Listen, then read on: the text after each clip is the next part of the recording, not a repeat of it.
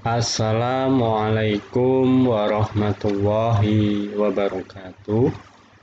Pada kesempatan kali ini di bab 3 akan membahas mengenai Renaissance, merkantilisme, reformasi gereja, Aufklärung, dan revolusi industri. Pada kesempatan kali ini saya sampaikan melalui video di channel Kang Sam Official. Silahkan tonton sampai selesai dan jangan lupa di like, subscribe apabila materi ini bisa bermanfaat bagi seluruh siswa SMA. Tentunya pada kali ini mapel sejarah peminatan saya berharap bisa bermanfaat untuk siswa-siswi SMA. Oke, langsung saja disimak pada pemaparan pada kali ini. Dan saya mohon nanti kalau memang ada yang ingin disampaikan ya tentunya silahkan disampaikan melalui forum Google Classroom yang sudah tersedia. Ya. Pada kesempatan kali ini kita akan membahas di dalam bab 3 Renaissance, merkantilisme, reformasi gereja, Aufklärung, dan revolusi industri kepada seluruh siswa-siswi yang saya cintai dan saya banggakan dimanapun Anda berada. Pada abad pertengahan, istilah abad pertengahan merujuk masa antara jatuhnya Kekaisaran Romawi Barat pada tahun 476 Masehi dan mulainya masa Renaissance pada abad ke-16 di Eropa. Abad pertengahan atau abad ke-8 pada zaman kuno, masa sebelum abad pertengahan, zaman modern, masa setelah abad pertengahan. Istilah abad ke-8 disebabkan pada masa ini Eropa nyaris tidak mengalami perkembangan baik dalam bidang kebudayaan, ekonomi, maupun ilmu pengetahuan. Pada abad pertengahan, Kastil Bodiham di Inggris dibangun pada abad ke-14. Kastil yang dilengkapi benteng merupakan simbol feodalisme atau sistem monor pada abad pertengahan. Masa Renaissance secara harfiah, Renaissance atau Prancis atau Renaissance berarti kelahiran kembali. Orang yang giat dan tekun mengolah kembali dua kebudayaan klasik itu disebut kaum humanis. Renaissance ini menghidupkan kebudayaan Yunani kuno, kebudayaan dan juga kebudayaan Romawi kuno. Menghidupkan kebudayaan Yunani kuno dan kebudayaan Romawi kuno. Beberapa tokoh humanis diantaranya Petrarca pada tahun 1304 sampai 1374. Erasmus pada tahun 1466 sampai 1536. Thomas More 1478 sampai 1535. Kemudian Cervantes 1547 sampai 1616. Rabelais pada tahun 1490 sampai 1553. Para siswa-siswi yang saya cintai dan saya banggakan, tentunya saya lanjutkan kembali pada masa Renaissance. Yang pertama, Florence atau kota kelahiran Renaissance ya, di Italia, terutama di Florence. Teks-teks filsafat Yunani yang diperoleh dari dunia Arab paling banyak dipelajari ya. Filsafat Yunani yang diperoleh dari dunia Arab paling banyak dipelajari. Nah, Paus Leo X pada tahun 1475 sampai 1521 ini pendukung gerakan Renaissance.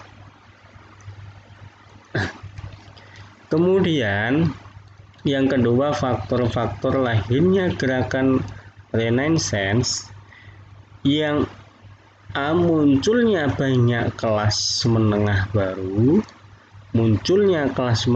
baru, serta kota-kota dagang yang makmur berhasil mengubah cara pandang orang terhadap kehidupan di dunia. Katedral Santa Maria del Fiore yang mulai dibangun pada 1296 ini merupakan salah satu bangunan Renaissance dan simbol kota Florence. Pada yang kedua, faktor lahirnya gerakan Renaissance adanya dukungan penguasa dan bangsawan yang progresif. Para penguasa politik Renaissance dan kaum bangsawan yang progresif mempelopori pengembangan pendidikan berbasis humaniora serta membiayai proyek-proyek besar dalam bidang seni dan budaya. Ini tokoh-tokohnya ini ya. Cosimo de Medici, tokoh di balik berdirinya Akademi Seni Rupa atau Accademia delle Arti del Disegno pada tahun 1460 dan Accademia Plato 1640. Kemudian Leonardo da Vinci pada tahun 1452 sampai 1519 dan juga Rafael pada tahun 1483 sampai 1520. Kemudian faktor yang selanjutnya, faktor lainnya yang gerakan Renaissance ya. Kenyataan pahit abad pertengahan ini, kondisi kemiskinan yang dialami rakyat pada abad pertengahan khususnya di Inggris ikut memicu lahirnya Renaissance. Kemudian yang ketiga, jatuhnya Konstantinopel pada tahun 1453. Nah, Konstantinopel ini jatuh ke tangan dinasti Ottoman. Nah, kemudian yang penemuan mesin cetak pada tahun 1454, Gutenberg dari Mainz Jerman ya menemukan mesin cetak. Selanjutnya di masa Renaissance ya, dampak Renaissance dalam berbagai bidang sosial budaya. Ini semangat Renaissance dan humanisme, terutama sikap positif terhadap dunia serta penekanannya pada otonomi dan kebebasan individu menjadi fondasi bagi lahirnya sekularisme di Eropa. Kemudian ekonomi ya, politik ya, ini tentunya dalam perkembangannya tumbuh kesadaran bahwa kesejahteraan suatu negara ditentukan oleh banyaknya aset atau modal yang dimiliki serta besarnya volume perdagangan global suatu negara. Ya.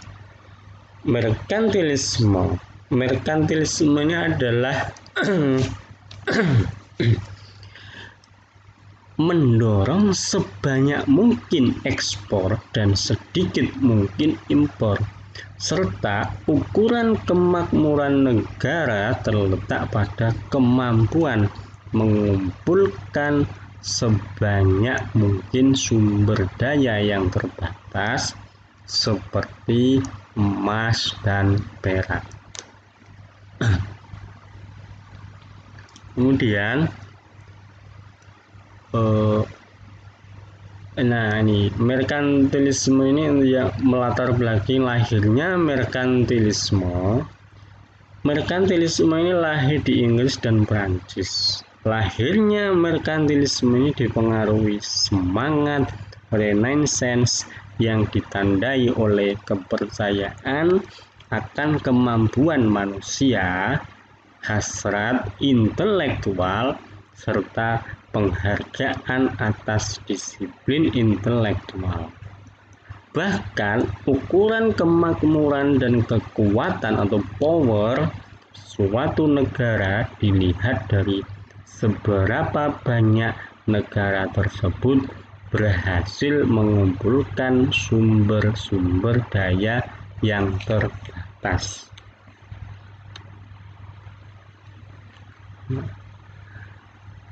Lahirnya kolonialisme dan imperialisme.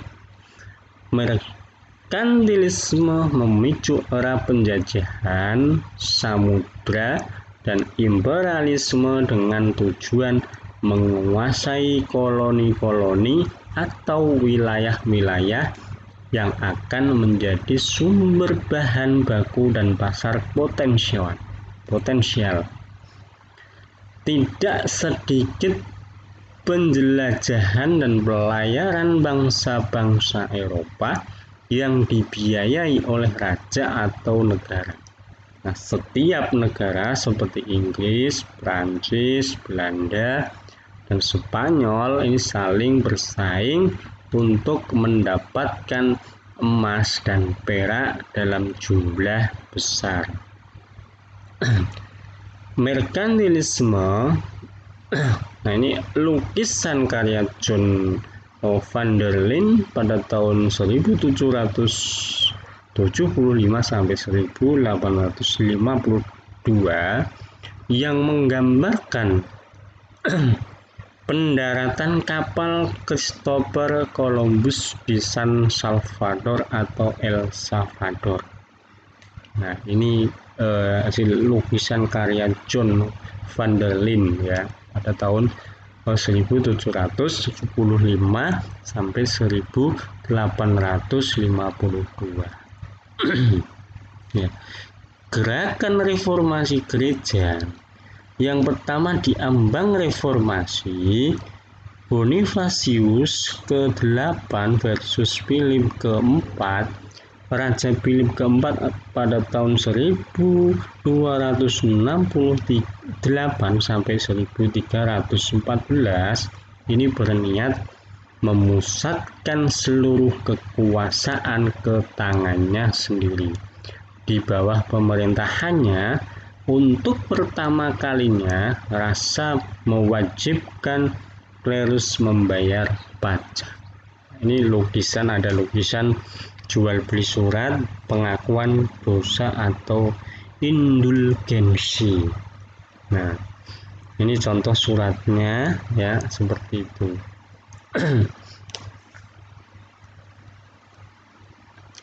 Kemudian di ambang reformasi, masih di ambang reformasi ya, John Wesley dan Jan Hus ya,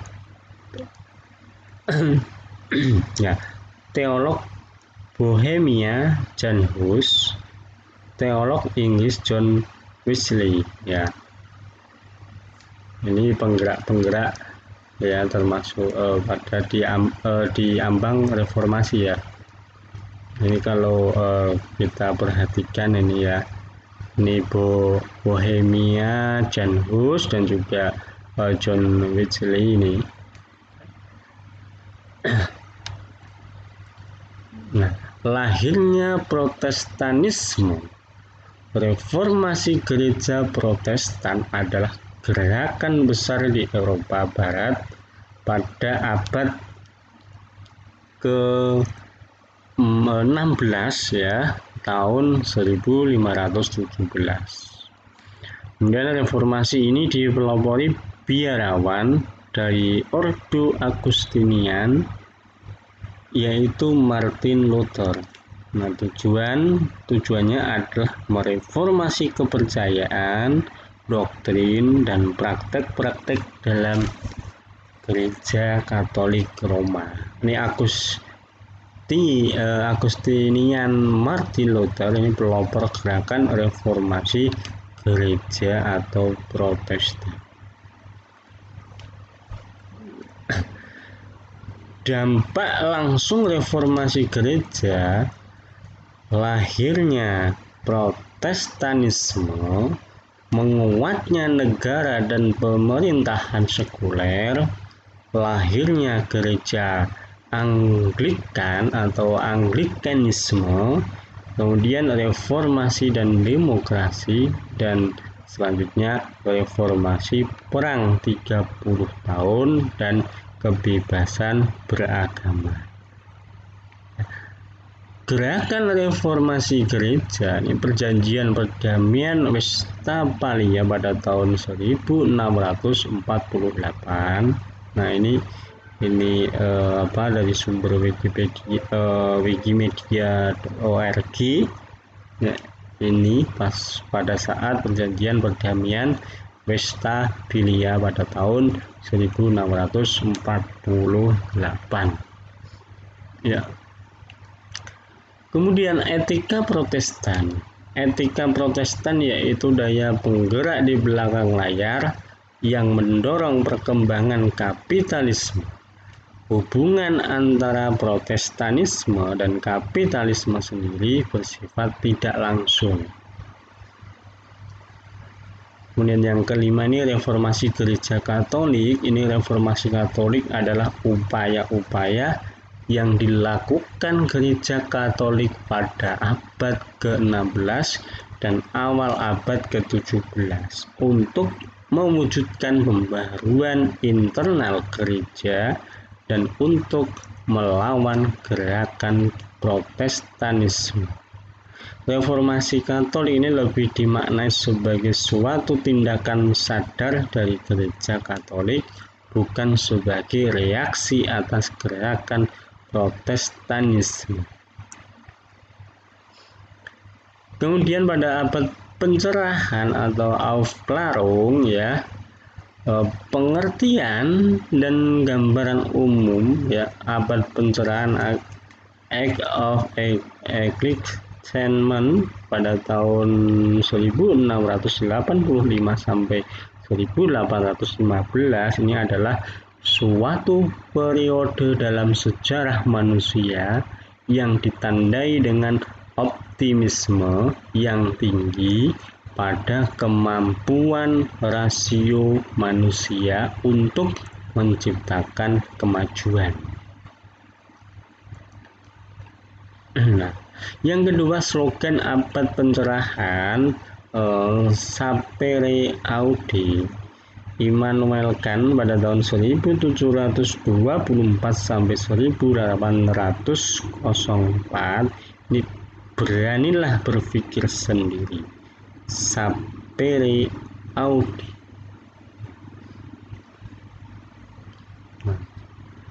Kemudian yang ketiga, kemajuan ilmu pengetahuan dan teknologi. Nah, penemuan para ilmuwan pada masa-masa menjelang munculnya optimisme pencerahan memicu lahirnya banyak kemajuan dalam ilmu pengetahuan dan teknologi. Kemudian yang keempat, pencerahan di Inggris dan Prancis. Ciri khas pencerahan di Inggris adalah dianutnya deisme. Di Prancis, gerakan pencerahan berjalan secara liberal dan radikal dengan sentimen-sentimen anti gereja. Revolusi industri, revolusi industri ini adalah perubahan radikal atau revolusi dalam sistem produksi barang dan jasa atau industri yang terjadi di Inggris sekitar abad ke-18. Nah, revolusi industri ini sendiri diperkenalkan oleh Friedrich Engels dan Louis Auguste Blanqui pada pertengahan abad ke-19. Arnold Toynbee pada tahun 1852 sampai 1883 seorang ahli sejarah ekonomi dari Inggris yang mempopulerkan istilah revolusi industri. Kebijakan revolusi industri, kebijakan enclosure atau secara harfiah ini berarti memagari atau enclose lahan tertentu sehingga hanya satu orang yang berhak untuk melakukan aktivitas pertanian di tempat itu. Nah, enclosure ini diantaranya ada kekerasan secara langsung dan juga undang-undang. Revolusi industri yang selanjutnya mengenai faktor pendukung revolusi industri. Stabilnya kondisi keamanan dalam negeri, kemudian kolonialisme dan imperialisme pada tahun 1583 sampai 1815. Kemudian berkembang ilmu pengetahuan, munculnya kaum kaya baru, sumber bahan mentah dan pasar hasil produksi, terus kaya sumber daya alam, terus ada perlindungan hukum, terus arus urbanisasi, terus munculnya sistem ekonomi liberal dan juga tuntutan produksi massal. Nah, jalannya revolusi industri. Nah, revolusi industri pertama, inovasi dalam produksi katun di Inggris adalah tombol pemicu revolusi industri dan ekonomi modern. Mesin pemintal yang ditemukan oleh James Hargreaves yang dapat menghasilkan beberapa benang yang disebut spinning jenny. Kemudian revolusi industri pertama, ini gambarnya di revolusi industri pertama, ini sumber wikimedia.org ini. Revolusi industri ini mengubah industri rumahan menjadi industri pabrik yang ditandai dengan penggunaan mesin-mesin besar. Kemudian George Stephenson membuat kereta api penumpang yang sangat bermanfaat dalam revolusi industri karena dapat dijadikan sebagai transportasi orang dan barang. Revolusi industri yang selanjutnya, jalannya revolusi industri. Revolusi industri kedua, perbedaan antara revolusi industri tahap pertama dan revolusi industri tahap kedua adalah sebagai berikut. A. Baja menggantikan besi sebagai bahan industri pokok. Kemudian B. Penggantian batu arang dengan gas dan minyak serta penggunaan listrik. Kemudian yang ke sini perkembangan mesin otomatis, kemudian spesialis buruh yang D, kemudian yang E ini perubahan radikal dalam transportasi dan komunikasi, dan juga pertumbuhan bentuk-bentuk baru organisasi kapitalis, kemudian meluasnya industrialisasi ke Eropa Tengah dan Timur, bahkan sampai ke timur jauh. Kemudian dampak revolusi terhadap Eropa, dampak revolusi industri bagi Eropa dalam bidang ekonomi antara lain muncul industri-industri besar, kapitalisme berkembang, dan industri kecil mati.